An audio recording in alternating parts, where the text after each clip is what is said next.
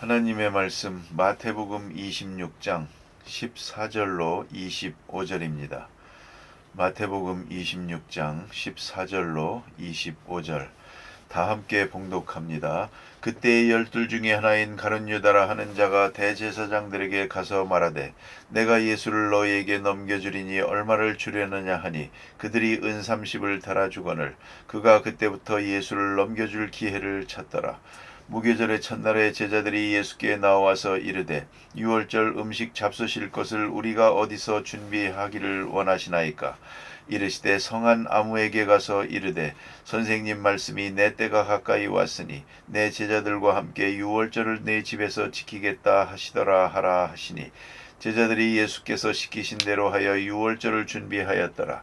저물 때에 예수께서 12 제자와 함께 앉으셨더니 그들이 먹을 때에 이르시되 내가 진실로 너희에게 이르노니 너희 중에 한 사람이 나를 팔리라 하시니 그들이 몹시 근심하여 각각 여짜오되 주여 나는 아니지요. 대답하여 이르시되 나와 함께 그릇에 손을 넣는 그가 나를 팔리라. 인자가는 자기에 대하여 기록된 대로 가거니와 인자를 파는 그 사람에게는 화가 있으리로다. 그 사람은 차라리 태어나지 아니하였더라면 제게 좋을 뻔하였느니라. 예수를 파는 유다가 대답하여 이르되 랍비여 나는 아니지요. 대답하시되 내가 말하였도다 하시니라. 아멘. 오늘 본문에는 예수님께서 유월절 만찬을 잡수시는 그러한 이야기와 그리고 이어서 가룟 유다에 대한 이야기가 집중적으로 나타나 있습니다. 이 가룟 유다가 예수를 팔았다 하는 사건은 하나의 사건으로 되어 있지만 인류 역사상 가장 비참하게 기록되고 있는 이야기입니다. 가룟 유다, 예수님이 하나님의 아들이요 메시아라는 높은 신분과 그의 위상에 비해서 이 가룟 유다 사건은 너무도 유감된 일입니다. 어떻게 예수님께서 가룟 유다에게 팔릴 수 있다는 말입니까? 또 많지도 않은 12 제자 중에 하나가 배신했다는 말입니까? 하는 것이죠. 그 점이 너무나도 마음이 아픈 것입니다. 그래 초대교회에 성령 충만한 오순절 교회에 있어서 복음을 전할 때에 제일 걸림돌이 된 것이 두 가지가 있다고 하지 않습니까? 그 첫째가 뭐냐면 가룟 유다입니다. 예수가 메시아다 하면 자기 제자에게 팔렸는데 그게 어떻게 메시아냐 하는 겁니다. 두 번째가 베드로에 관한 일입니다. 수제자 베드로가 예수님을 모른다고 했습니다. 예수님이 정말 훌륭한 성현이라면 적어도 예수님이 십자가에 돌아갈 때에 양옆에 강도 둘이 있었다는데 그 강도 둘이 있어서야 되겠습니까? 예수님의 제자들이 있었어야지.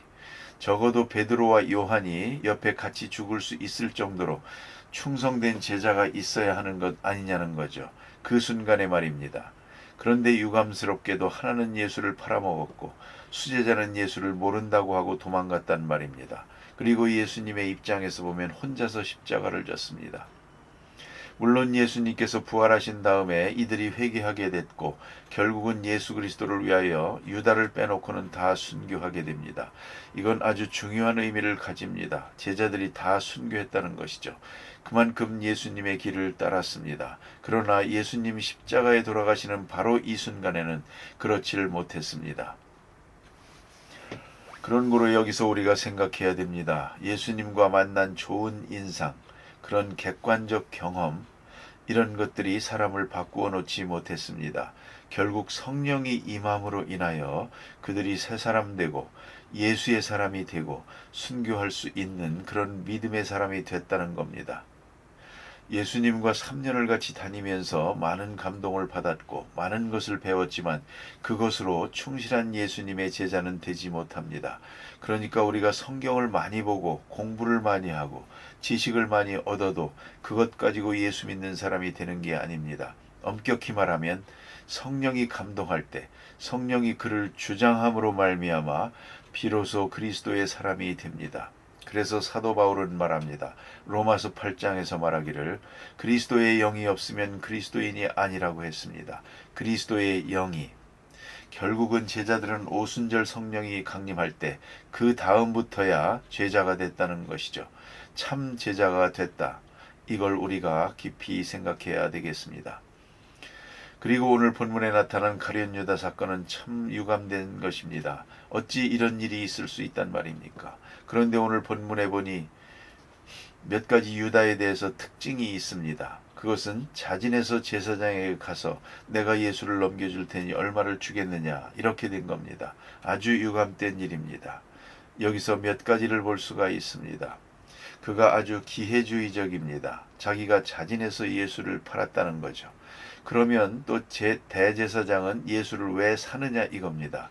얼마든지 만날 수 있는 사람인데 아무 때나 군사를 몰고 가서 붙잡으면 되지. 이렇게 개방되어 있는데 왜 그렇게 했을까? 그건 다름이 아닙니다.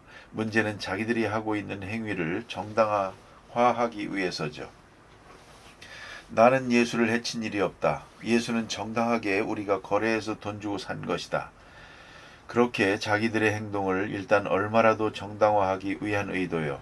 또 한 가지는 밀란이 무서운 겁니다. 많은 사람들이 옹위해 가지고 있기 때문에 조용한 시간에 체포해야 되겠는데 어디서 밤을 새는지 알 수가 없거든요. 그 정보를 제자 중에 하나가 주어야 가장 적절한 시간이 이 시간입니다 해서 이때 아무도 모르게 예수를 잡아올 수 있습니다. 그런 정보를 제공하는 것이죠. 그것이 가룟 유다가 한 일이거든요. 이런 일을 자진해서 했다는 거죠. 그럼 왜 그랬을까 하는 겁니다. 여기도 보니까 얼마를 주려느냐 하고 돈을 계산합니다.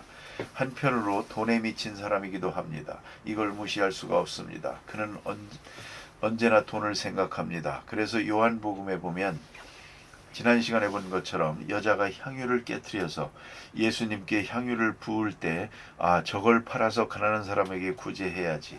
그리고 300데나리온이나 될 텐데 아주 계산이 빠릅니다. 예수님께 드리는 그것을 돈으로 계산해서 여기서 분노하고 있었습니다. 그러므로 예수님을 팔면 은 30이 되겠다. 언제든지 돈을 생각합니다. 어떤 일이든지 자기에게 돌아오는 이득을 먼저 생각한 사람입니다. 그런데 왜 예수를 팔았을까? 가장 귀중한 결론은 뭐냐면 꼭 돈 때문만은 아니고요.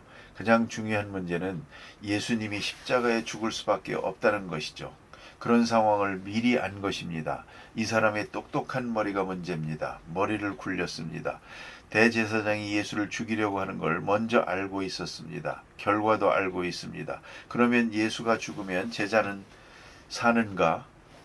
이걸 생각한 것이죠. 내가 예수님을 3년 동안 따라다녔는데 이제 예수님이 십자가에 죽을 참이다. 그러면 나는 어떻게 되겠는가? 나는 출세를 바라고 따라다녔는데 예수님과 함께 영광을 누리기 위하여 따라다녔는데 마지막에 이게 뭐냐? 일이 이렇게 끝나고 마는가? 그러면 나라도 살아남아야겠다. 그렇게 생각을 한 것이죠. 그래서 예수를 배반한 것이다. 나 하나만이라도 살아야 되겠다.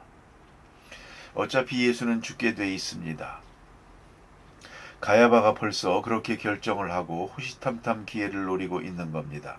거기에 하나의 기회를 제공한 것뿐이거든요.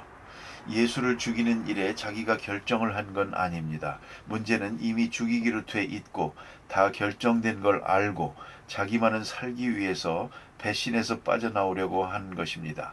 그러니까 극단적인 이기주의요, 의리가 없는 사람이요, 신의도 없는 사람입니다. 예수를 따르는 목적이 자기 영달에 있었다는 것이죠. 자기를 위했다는 겁니다. 그럴 때 이렇게 되는 것입니다. 그러다가 이득이 오지 않고 손해가 올 때 배신하게 되는 것이죠. 그 다음에 또 하나의 신학자들이 추리해서 말하는 중요한 이유가 있다고 합니다.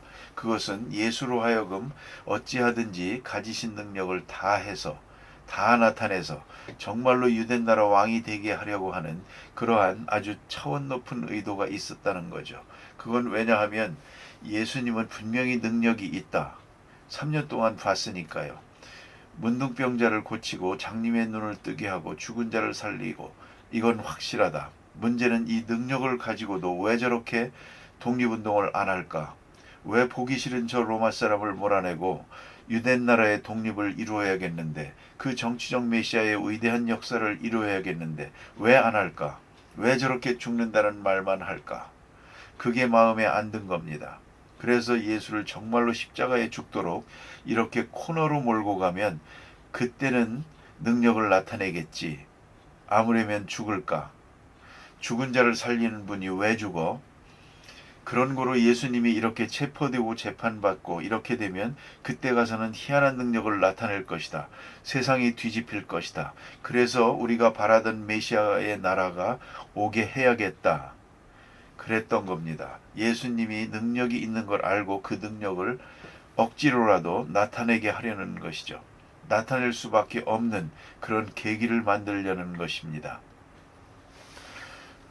그래서 그것을 통해서 이 나라의 정변, 독립되는 역사를 이루려고 한 것입니다. 그래서 예수를 판 것이다. 그렇게 말합니다.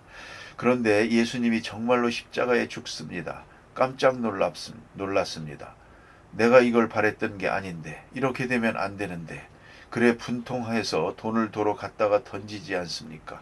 핏값은 내가 받아라. 이미 끝났다. 결국은 분하고 한스러워서 그는 목매달아 죽지 않습니까?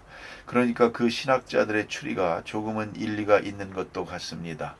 예수님이 분명히 죽은 자를 살리는 능력을 가진 분이라는 걸 누구보다 잘 아는 유다입니다. 그렇게 쉽게 체포할 수 있는 분이 아니고 체포해도 죽을 수 있는 분이 아니라는 거죠. 그런데 예수님은 죽었습니다. 이걸 이해할 수가 없었거든요. 그래서 언젠가도 말씀드렸지만 슈퍼스타라고 하는 영화가 있습니다. 원래는 오페라입니다. 그런데 하도 인기가 좋아서 그걸 영화화했습니다. 그건 어디까지나 작가의 상상력이 거기에 작용합니다. 그런데 예수님께서 십자가에 돌아가셨습니다. 가룟 유다가 여기서는 아주 중요하게 나타납니다. 가룟 유다가 너무 분해서 죽었습니다. 죽은 다음에 유다의 혼령이 나타나가지고 돌아다니면서 슬피 웁니다. 그 장면이 나옵니다. 그건 물론 성경에도 없고 그럴 수도 없겠지만 이 작가의 상상력이 그렇게 만들었습니다. 가룟 유다의 혼령이 떠돌면서 웁니다. 그리고 소리를 지르는데 거기서 이렇게 말하고 있습니다. Why didn't you tell me? Why didn't you tell me? 왜 내게 말하지 않았습니까? 당신은 왜 십자가 뒤에 부활이 있다고 내게 말하지 않았습니까? 그랬다면 내가 왜 예수를 팔았겠습니까? 왜 당신은 그 같은 계획을 내게 말하지 않았습니까?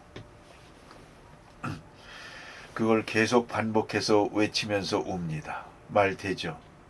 가룟 유다는 예수님이 십자가 안 질 줄 알았거든요. 그는 십자가 없는 줄 알았습니다. 그러나 십자가를 보고 부활을 보니까 어쩌다가 내가 이런 실수를 했나? 왜 그 같은 일을 내게 말하지 않았습니까? 이제 여러분 생각해 보세요. 말하지 않았습니까? 말했죠. 여러 번 말했죠. 십자가를 지고 부활하겠다고. 그런데 이 사람은 딴 생각하고 못 들었죠. 자기 영달과 자기 출세만을 생각하는 사람. 그동안에는 예수님의 그 같은 귀한 교훈이 귀에 들어오지를 않았습니다. 그걸 알아야 됩니다. 오늘도 하나님 말씀 들으면서 자기 생각에 집착되어 있는 사람, 하나님 말씀 바로 못 듣습니다. 자기가 생각한 그대로만 듣습니다. 그걸 우리가 생각해야 됩니다. 자, 오늘 본문에 가룟 유다가 자진해서 팔았는데요. 예수님께서 유월절 잔치를 준비하게 하고 떡을 잡수실 때에 가룟 유다를 겨냥해서 말합니다. 너희 중에 나를 팔 자가 있다. 몇 번 말하지 않습니까? 보세요. 너희 중에 한 사람이 나를 팔리라. 이게 첫 번째 말씀이고 모두가 근심하며 주여 내니이까 그럽니다. 그 다음에는 나와 함께 떡그릇에 손을 넣는 사람이 팔리라. 누구라고 지칭하지는 않았습니다. 나와 함께 떡그릇에. 여러 사람 중에도 가까이 앉은 사람을 말하는 것이죠. 그래서 레오나르도 다빈치가 그린 성만찬 예식은 바로 여시간입니다. 모두가 깜짝 놀라서 주여 납니까 하는 순간을 마치 사진을 찍듯이 그림을 그린 것입니다. 그래서 베드로도 옆에 있으면서 납니까 하고요. 가룟 유다도 납니까 이러지 않습니까? 그런데 재미있는 건 이 사람이 그림을 아주 기가 막히게 그렸습니다. 돈주머니를 쥐고 있습니다. 그래서 그 돈주머니를 쥐고 있는 사람이 가룟 유다요. 그래서 한 손에는 돈주머니를 쥐고 한 손으로는 납니까 그럽니다. 그러면 이걸 우리가 생각해야 됩니다. 자, 보세요. 너희 중에서 나를 팔리라. 떡그릇에 손을 넣은 자가 나를 팔리라. 그 마지막에 가룟 유다가 납니까 할 때에 예수님은 정면적으로 대답합니다. 내가 말하였도다. 그런데 중요한 것은 이 말을 듣고 제자들 모두가 가만히 있었습니다. 어쩌면 저놈 죽일 놈 할 것 같은데 아무도 그러지 않았습니다. 왜냐하면 그 깊은 뜻을 잘 몰랐기 때문이죠. 팔린다는 말이 무슨 말인지, 지금 가룟 유다와 예수님 사이에 하는 말이 무엇을 의미하는지 모두가 심각하게 생각을 못했던 것 같습니다. 사실대로 이해하지 못한 것 같습니다. 이제 예수님께서 다시 말씀합니다. 내가 하고자 하는 일을 하라. 가룟 유다는 밖으로 나가버립니다. 나간 다음에 성만찬 예식을 행하게 됩니다. 예수님께서 계속 유다에 대해서 마음이 아픕니다. 제자 중에 하나가 나를 판다는 것이 아주 괴로운 것입니다. 이렇게 3년 동안을 가르쳤는데도 아직도 복음을 이해하지 못했습니다. 그게 아주 슬픈 얘기입니다. 그래서 너희 중에 나를 팔 것이다. 나와 함께 떡그릇에 손을 넣는 자가 팔 것이다. 점점 가까이 오죠. 내가 나를 팔 것이다. 그러나 가룟 유다는 회개하지 못했습니다. 이렇게까지 회개의 기회를 주시는데, 계속 회개의 기회를 주시는데, 오늘 마태복음대로 볼 것 같으면 벌써 그는 돈을 받아가지고 있습니다. 그래서 레오나르도 다빈치는 돈주머니를 들고 앉아있는 그림을 그렸던 겁니다.